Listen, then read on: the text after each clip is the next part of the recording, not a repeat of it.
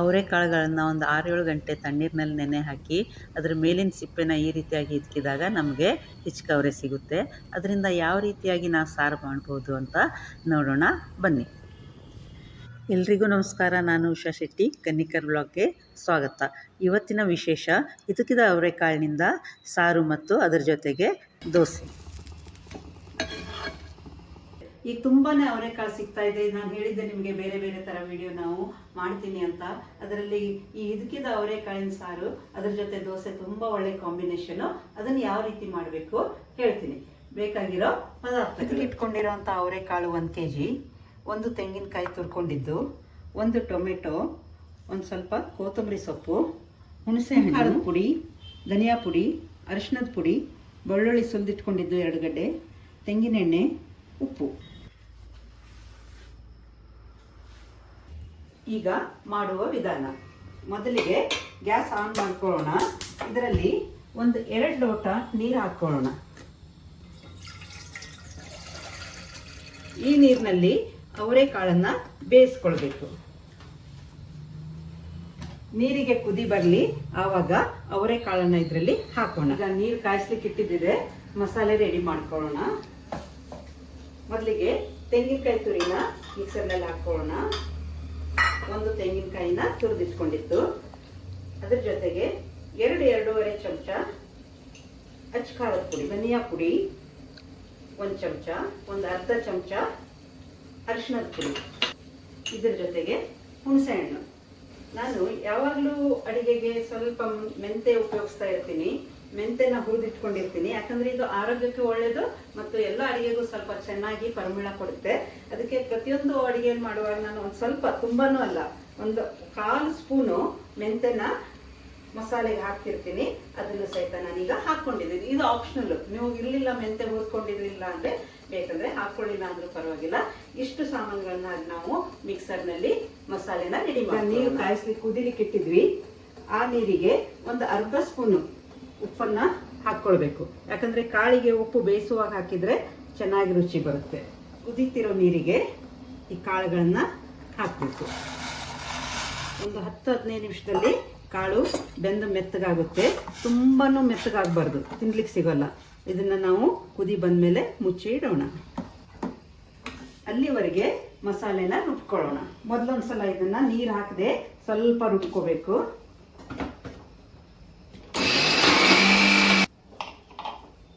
ಮಸಾಲೆ ಮಿಕ್ಸ್ ಆದಮೇಲೆ ಇದಕ್ಕೆ ನೀರು ಹಾಕ್ಕೊಂಡು ನುಣ್ಣಗೆ, ಎಷ್ಟು ನುಣ್ಣಗಾಗುತ್ತೋ ಅಷ್ಟು ನುಣ್ಣಗೆ ರುಬ್ಕೋಬೇಕು. ಯಾಕಂದ್ರೆ ಇದಕ್ಕೆ ಬೇಳೆ ಏನೋ ಹಾಕಿರೋದಿಲ್ಲ, ಸಾರು ನೀರು. ಅದಕ್ಕೆ ನಾವು ಆದಷ್ಟು ನುಣ್ಣಗೆ ಮಸಾಲೆನ ರುಬ್ಕೋಬೇಕು. ಈಗ ಮಸಾಲೆ ಸಣ್ಣಗಾಗಿದೆ, ಆದ್ರೂ ಕೆಲವೊಂದ್ಸಲ ಮಸಾಲೆ ಸಣ್ಣಗಾಗಲ್ಲ. ಒಂದೊಂದು ಮಿಕ್ಸರ್ನಲ್ಲಿ ಮಸಾಲೆ ಸಣ್ಣಗಾಗಲ್ಲ. ಇಲ್ಲಾಂದ್ರೆ ನಾವು ಸಾರು ಮಾಡಿದ್ಮೇಲೆ ನೀರು ಬರುತ್ತೆ ತಟ್ಟೆಯಲ್ಲಿ ಹಾಕಿದಾಗ. ಹಂಗಾಗಬಾರ್ದು ಅಂದ್ರೆ ನಾನು ಯಾವಾಗಲೂ ಒಂದು ಸ್ವಲ್ಪ ಅಕ್ಕಿನ ಹುರ್ಕೊಂಡು ಇಟ್ಕೊಂಡಿರ್ತೀನಿ. ಇದೊಂದು ಟಿಪ್ಸು. ಅಕ್ಕಿ ಹುರಿದಿಟ್ಕೊಂಡ್ರು ಎಲ್ಲ ಮಸಾಲೆಗೆ ಒಂದು ಅರ್ಧ ಚಮಚನ ಹಾಕ್ಕೊಂಡು ಇದನ್ನ ಲಾಸ್ಟಿಗೆ ಒಂದು ಸ್ವಲ್ಪ ಮಿಕ್ಸ್ ಮಾಡ್ಕೊಂಡ್ಬಿಟ್ರೆ ಸಾರು ನೀರು ಬಿಡಲ್ಲ. ತಟ್ಟೆಗೆ ಹಾಕಿದಾಗ ನೀರು ಹೊರಗೆ ಬರಲ್ಲ, ಮಂದವಾಗಿರುತ್ತೆ. ಅದಕ್ಕೆ ನಾನು ಆದಷ್ಟು ಎಲ್ಲ ಮಸಾಲೆಗೆ ಒಂದು ಅರ್ಧ ಚಮಚನ 1 ಚಮಚ ಹುರಿದಿಟ್ಕೊಂಡಿರೋ ಅಕ್ಕಿನ. ಮಸಾಲೆ ರೆಡಿಯಾಗಿ ಅವರೆಕಾಳು ಬೆಂದಿದೆ ನೋಡೋಣ. ಇನ್ನು ಸ್ವಲ್ಪ ಗಟ್ಟಿಯಾಗಿದೆ. ಕೈಯಿಂದ ಹಿಚ್ಕಿದಾಗ ಅದು ಪುಡಿ ಆಗಬೇಕು. ಇನ್ನು ಸ್ವಲ್ಪ ಒಂದು 5 ನಿಮಿಷ ಅಲ್ಲಿವರೆಗೆ ನಾವು ಮತ್ತು ಕೊತ್ತಂಬರಿ ಸೊಪ್ಪನ್ನ ಕಟ್ ಮಾಡಿ ಇಟ್ಕೊಳ್ಳೋಣ. ಈಗ ನಾವು ಅಲ್ಲಿ ಹುಣಸೆ ಹಣ್ಣು ಹಾಕಿದ್ರೆ ಹುಣಸೆ ಹಣ್ಣಿಗೆ ಹುಳಿ ಇರುತ್ತೆ, ಈ ಟೊಮೆಟೊಗೆ ಹುಳಿ ಇಲ್ಲ. ಒಂದು ಅರ್ಧ ಟೊಮೆಟೊ ಹಾಕೊಂಡ್ರು, ದೊಡ್ಡದಿದೆ ಟೊಮೆಟೊ, ಒಂದು ಅರ್ಧ ಟೊಮೆಟೊ ಹಾಕೊಂಡ್ರು ಸಾಕು. ಕೊತ್ತಂಬರಿ ಸೊಪ್ಪು ಮತ್ತು ಟೊಮೆಟೊ ಸಾರಿಗೆ ಒಂಥರ ತುಂಬಾ ಕಲರ್ಫುಲ್ ಆಗಿರುತ್ತೆ, ನೋಡ್ಲಿಕ್ಕೂ ಚೆನ್ನಾಗಿರುತ್ತೆ, ಟೇಸ್ಟ್ ಚೆನ್ನಾಗಿ. ಕೊತ್ತಂಬರಿ ಸೊಪ್ಪನ್ನ ಕೊನೆಗೆ ಹಾಕ್ಬೇಕು, ಟೊಮೆಟೊನ ಮಸಾಲೆ ಹಾಕಿದ್ಮೇಲೆ ಹಾಕ್ಬೇಕು. ಅವರೆಕಾಳು 10 ನಿಮಿಷ ಆಯ್ತು, ಚೆನ್ನಾಗಿ ಬೆಂದಿದೆ. ಹಿಂಗೆ ಕೈಯಿಂದ ಸ್ವಲ್ಪ ಹಿಚ್ಕಿ ನೋಡಿದಾಗ ಅದು ಪುಡಿ ಆಗಬೇಕು. ತುಂಬಾನು ಪುಡಿ ಆಗಬಾರ್ದು, ಅಂದ್ರೆ ಇನ್ನು ನಾವು ಮಸಾಲೆ ಹಾಕಿದಾಗ ಅದು ಇನ್ನೂ ಸ್ವಲ್ಪ ಬಾಯ್ಲ್ ಆಗುತ್ತೆ. ಇಷ್ಟಾದ್ರೆ ಸಾಕು. ಇನ್ನು ಇದಕ್ಕೆ ನಾವು ರುಬ್ಕೊಂಡು ಇಟ್ಕೊಂಡಿರೋಂಥ ಮಸಾಲೆನ ಸೇರಿಸೋಣ. ಇದು ನೋಡಿ, ಮಸಾಲೆನ ಸೇರಿಸಿದ್ದಾಯ್ತು. ಇದಕ್ಕೆ ನೀರು ಹಾಕಿ ಇದರಲ್ಲಿ ಮಿಕ್ಸ್ ಮಾಡಿಕೊಂಡು ಎಲ್ಲ ಕೈ ಆಡಿಸ್ಬೇಕು. ಈಗ ಇದಕ್ಕೆ ನಾವು ಸ್ವಲ್ಪ ಮೊದಲು ಅವರೆಕಾಳು ಬೇಯಿಸುವಾಗ ಸ್ವಲ್ಪ ಉಪ್ಪು ಹಾಕಿದ್ದೀವಿ, ಆದರೆ ಅಷ್ಟು ಸಾಕಾಗಲ್ಲ. ಮತ್ತು ಇದಕ್ಕೆ ಉಪ್ಪನ್ನು ರುಚಿಗೆ ನೋಡಿಕೊಂಡು ಹಾಕ್ಕೊಳ್ಬೇಕು. ಸಾರು ಕುದೀತಾ ಇದೆ, ಸ್ವಲ್ಪ ಗಟ್ಟಿ ಅನ್ನಿಸ್ತಾ ಇದೆ. ನಾವು ಅನ್ನಕ್ಕೆ ಬೇಕಾದರೆ ಸ್ವಲ್ಪ ನೀರಾಗಿ ಮಾಡ್ಕೋಬೋದು, ದೋಸೆಗೋ ಇಲ್ಲ ಚಪಾತಿಗೋ ಬೇಕಂದರೆ ಸ್ವಲ್ಪ ಗಟ್ಟಿಯಾಗಿ ಮಾಡ್ಕೋಬೋದು.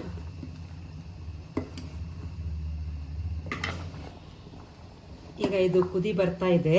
ಇದಕ್ಕೆ ಕಟ್ ಮಾಡಿ ಇಟ್ಕೊಂಡಿರೋವಂಥ ಟೊಮೆಟೊನ ಸೇರಿಸ್ತೀನಿ. ಹಿದಕಿದ ಅವರೆಕಾಳಿಂದ ಸುಮಾರು ಥರ ನಾವು ಅಡುಗೆ ಮಾಡ್ಬೋದು. ಇದನ್ನು ಹಿದಕಿದ ಅವರೆಕಾಳು ಹಾಕಿ ಚಿಕನ್ ಕರಿ ಮಾಡಿದರೆ ತುಂಬಾ ಚೆನ್ನಾಗಿರುತ್ತೆ.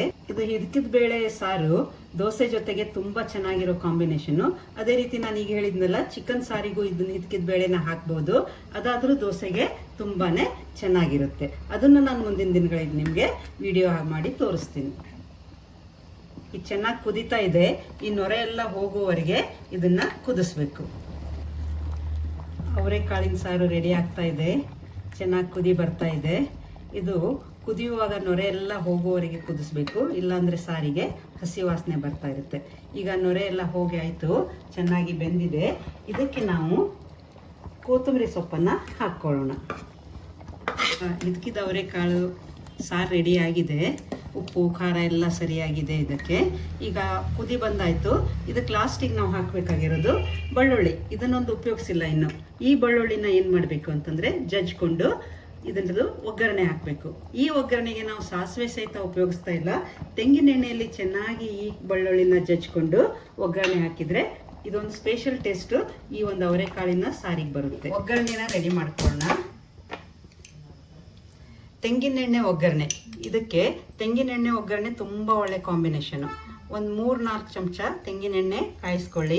ಎಣ್ಣೆ ಕಾಯೋವರೆಗೆ ನಾವು ಬೆಳ್ಳುಳ್ಳಿನ ಜಜ್ಕೊಳ್ಳೋಣ. ಬೆಳ್ಳುಳ್ಳಿ ಸುಲಿದಿಟ್ಕೊಂಡಿದ್ದಿದೆ, ಇದನ್ನು ಜಜ್ಕೊಳ್ಬೇಕು.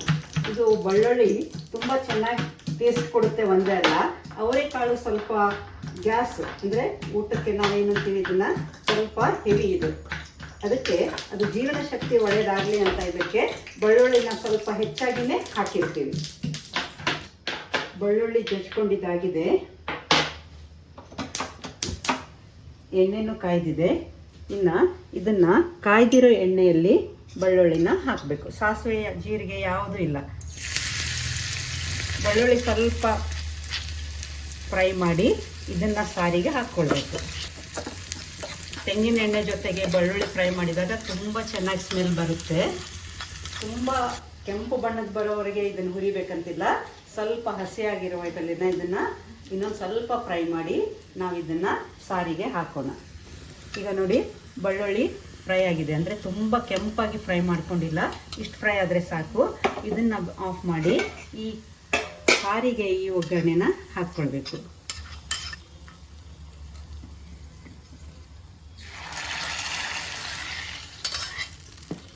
ಇದನ್ನು ಈ ಸಾರಿನಲ್ಲಿ ಮಿಕ್ಸ್ ಮಾಡಿ ಒಂದು ಕುದಿ ಬರಬೇಕು, ಅಂದರೆ ಬೆಳ್ಳುಳ್ಳಿ ವಾಸನೆ ಸಾರಿಗೆ ತುಂಬ ಚೆನ್ನಾಗಿ ಬರುತ್ತೆ.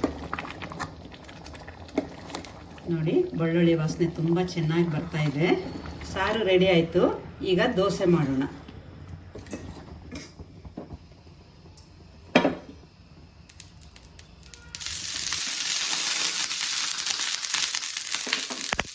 ಆಮೇಲೆ ಸ್ವಲ್ಪ ನೀರು ತಗೊಂಡು ಸೆಂಟರ್ನಲ್ಲಿ ಹಾಕ್ಕೊಂಡು ನೀಟಾಗಿ ಅದನ್ನು ಕೊಯ್ಬೇಕು.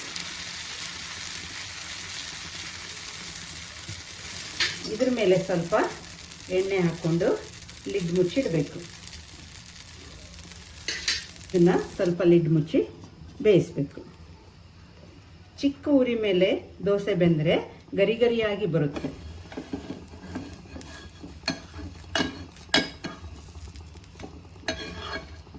ನೋಡಿ ಗರಿ ಗರಿಯಾದ ದೋಸೆ ರೆಡಿಯಾಗಿದೆ.